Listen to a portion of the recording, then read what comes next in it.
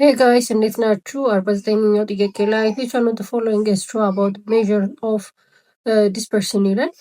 dispersion of the data ማለት አንድ ዳታ ውስጥ የተሰጡን ፖይንቶች ምን ያህል የተጠጋጉ ናቸው ወይም ደግሞ ምን ያህል የተራራቁ ናቸው የሚለውን የምንመዘግብበት ነው ማለት ነው።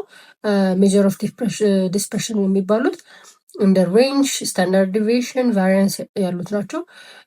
ሌላ ደግሞ ከዳታ ሜዥር ኦፍ ዳታ ውስጥ ሴንትራል ቴንደንሲ ደግሞ የሚባሉ አሉ። ሴንትራል ቴንደንሲ የሚባሉ ደግሞ ሴንትራል ቫሊዩን የሚያመለክቱን አቬሬጆች ማለት ናቸው። እነ ሚን፣ ሚዲያን እና ሞድ ማለት ናቸው። ሁለቱ የተለያዩ ናቸው ማለት ነው።